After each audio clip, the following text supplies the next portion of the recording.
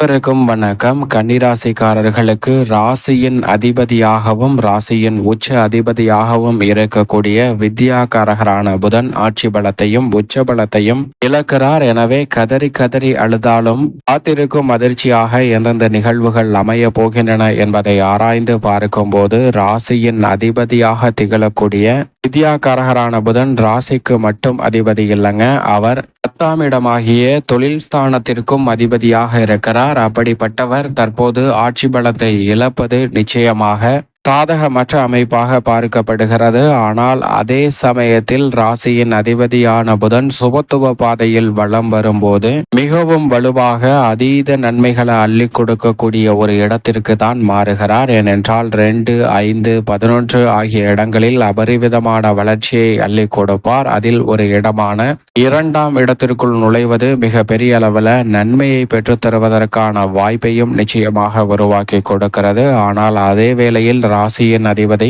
ஆட்சி பலத்தையும் உச்ச பலத்தையும் இழந்திருப்பதால் கதறி கதறி எழுதாலும் காத்திருக்கும் அதிர்ச்சியாக எந்தெந்த நிகழ்வுகள் அமைந்துள்ளன என்று ஆராய்ந்து பார்க்கும் போது வித்யாகாரகன் அறிவுக்கு அதிபதி என்று சொல்லக்கூடிய புதனின் ஆட்சி பல இழப்பின் காரணமாக நிச்சயமாக ஒரு முடிவு எடுக்கும் போது அவற்றை திடமாக எடுக்க முடியாமல் சில தடுமாற்றங்களை சந்திப்பதற்கான சூழல் இந்த தருணத்தில் காத்திருக்கும் அதிர்ச்சியாக அமைவதற்கான சூழல் அதீதமாக உண்டு. அது மட்டுமல்லாது எடுத்தோம் கவுத்தோம் என்று எந்த விதமான பணிகளையும் மேற்கொள்ள வேண்டாம். ராசியின் அதிபதி வாக்குஸ்தானத்தில் அமர்ந்திருப்பதால் வார்த்தைகளை அதிக கவனத்துடன் பயன்படுத்த வேண்டும். தேவையற்ற வீண் வாக்குறுதிகளை கொடுப்பதால் அவற்றை நிறைவேற்ற முடியாமல் தடுமாற்றத்தை சந்திப்பதற்கான சூழலும் உருவாகலாம். எனவே அதிக கவனம் நிச்சயமாக தேவை. அதோடு மட்டுமல்லாது இந்த வேளையில் பல்வேறு வகையான முக்கியமான நிகழ்வுகளை திட்டமிடும் போது அந்த நிகழ்வுகளுக்கு அறிவுபூர்வமாக சிந்தித்து முடிவெடுக்க முடியாமல் உணர்ச்சி வசப்பட்டு சில தவறான முடிவுகளை எடுப்பதற்கான சாத்தியக்கூறுகளும் உண்டு என்பதை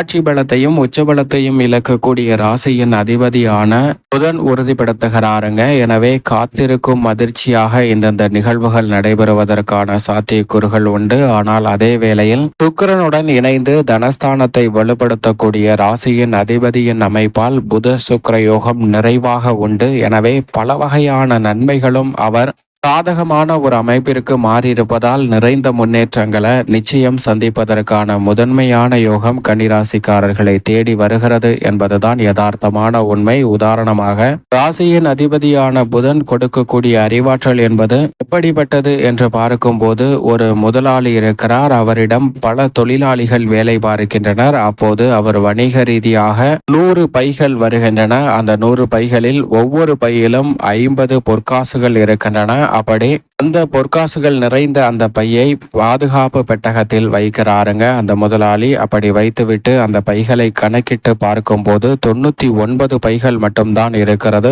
ஒரு பை அங்கு காணவில்லை. உடனே அவர் ஆர்டர் கொடுத்த நிறுவனத்திடம் கேட்கிறார். அவர் அங்கிருந்து அனைத்தையும் அனுப்பிவிட்டதற்கான ஆதாரத்தை கொடுக்க, அப்போ இந்த பை இங்குதான் தொலைந்திருக்கிறது என்பதை உணர்ந்து கொண்ட அந்த முதலாளி அனைத்து தொழிலாளியையும் அழைத்து இதுபோன்று ஒரு பையானது தொலைந்து விட்டது, அந்த பையை தேடி கொண்டு வாருங்கள் என்று சொல்கிறார். உடனே அனைத்து தொழிலாளிகளும் தேட ஆரம்பிக்கின்றனர். அப்படி தேடும் போது ஒருவருக்கு ஒரு பை ஒன்று தெரிகிறது. அந்த பையை எடுக்கிறார். அந்த பையை எடுத்து அதை திறந்து பார்க்கிறாருங்க. திறந்து பார்த்தால் அது நிறைய தங்க காசுகள் இருக்கிறது. பொற்காசுகளை எண்ணுகிறார். அதில் மொத்தமாக 50 பொற்காசுகள் இருக்கிறது. இதை தான் தன் முதலாளி தொலைத்திருப்பார். இதை கொண்டு போய் கொடுத்தால் நிச்சயமாக எனக்கு நற்பெயர் கிடைக்கும், அவரிடமிருந்து பாராட்டு கிடைக்கும் என்ற எண்ணத்தில் அந்த தொழிலாளி அவருடைய வேலைக்கு விசுவாசமாக இருக்கக்கூடியவர் அந்த முதலாளியிடம் சென்று அந்த பையை கொடுக்கிறாருங்க. அந்த பையை பெற்றுக்கொண்ட முதலாளி அதை எண்ணுகிறார். சரியாக 50 பொற்காசுகளும் இருக்கிறது. ஆனால் இந்த தொழிலாளியை பாராட்ட மனமில்லாத அந்த முதலாளி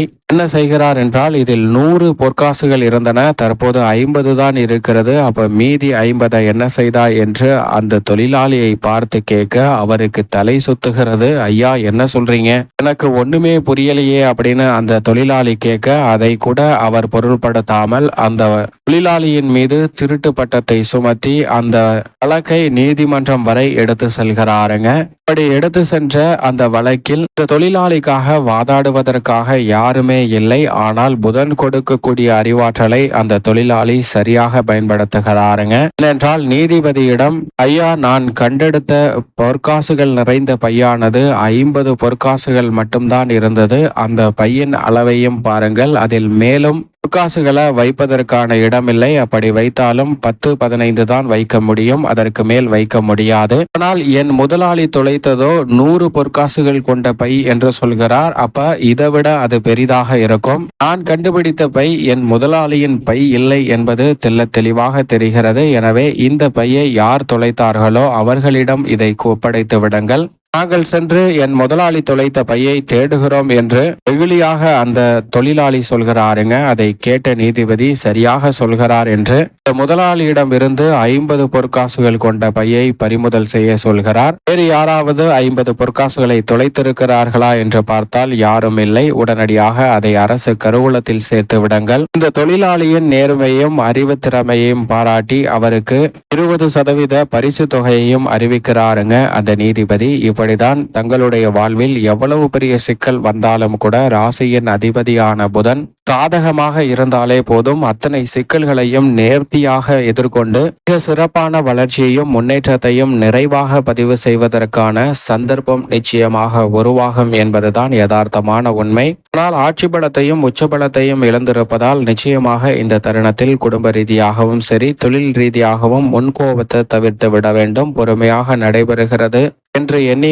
வருத்தப்பட வேண்டாங்க. பொறுமையாக நடைபெற்றாலும் கூட அவை சிறப்பாகவும் உங்களுக்கு மகிழ்ச்சியை ஏற்படுத்தி கொடுக்கக்கூடிய வகையிலும் நிச்சயமாக அமையும். தொழில் ரீதியாக பண வரவு அதிகரிப்பதற்கான சாத்தியக்கூறுகள் உண்டு. ஏனென்றால் தனஸ்தானத்தை வலுப்படுத்துகிறார். பல்வேறு வகையான பொருளாதார ரீதியான சிக்கல்கள் நிச்சயம் கட்டுக்குள் வரும். உத்தியோக ரீதியாக உங்களது உத்தியோகத்தின் மீது உள்ள விசுவாசமே உங்களுக்கான நலன்களை நிச்சயமாக பெற்றுத்தரும். உங்களுக்கு எதிராக பலர் சூழ்ச்சி செய்தாலும் கூட அவற்றை எண்ணி வருத்தப்பட வேண்டாம். அவை அனைத்தையும் நீங்கள் நேர்வழியில் எதிர்கொள்ளும் போது மிக பிரம்மாண்டமான வெற்றி உங்களை தேடி வரும். செய்யும் தொழிலே தெய்வம் என்று செயல்படக்கூடிய, கடுமையாக உழைக்கக்கூடிய, நேர்மையாக செயல்படக்கூடிய கன்னிராசிக்காரர்களுக்கு உங்களுடைய திட்டங்கள் அனைத்தையும் சுமார்ட்டாக செய்து முடிப்பதற்கான நல்ல வாய்ப்பை நிச்சயமாக தனஸ்தானத்தில் வீற்றிருக்கக்கூடிய ராசியின் அதிபதியான புதன் ஏற்படுத்தி கொடுப்பார். எனவே பல்வேறு வகையான நெருக்கடிகள், சிக்கல்கள் நிச்சயமாக இந்த தருணத்தில் விலகும். இது மட்டுமல்லாது சுக்கிரனுடன் இணைந்திருப்பதால் பல்வேறு வகையான தோஷங்கள் இந்த தருணத்தில் நிச்சயம் விலகுங்க.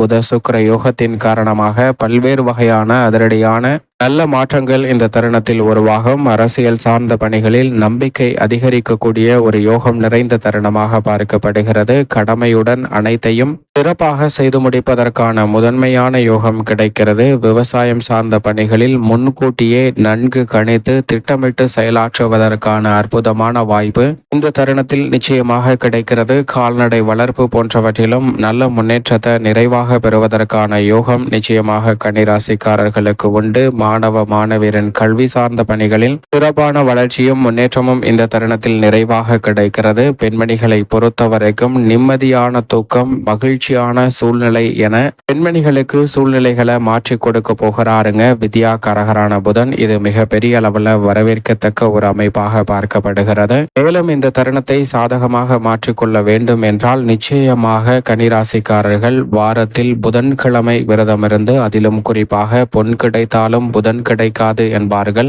அப்படிப்பட்ட பெருமைக்குரிய புதன்கிழமை அன்று விரதமிருந்து அருகாமையில் உள்ள பெருமாள் ஆலயம் சென்று தீபம் ஏற்றி வழிபாடு செய்யுங்கள். தடைகள் அகன்று தங்களுடைய வாழ்வில் கதறி கதறி அழுதாலும் காத்திருக்கும் அதிர்ச்சியாக இருக்கக்கூடிய பல நிகழ்வுகள் விலகி நல்ல முன்னேற்றமும் நிச்சயமாக சிறப்பான வளர்ச்சியும் கிடைப்பதற்கான யோகம் உங்களை தேடி வரும். கன்னிராசிக்காரர்களுக்கு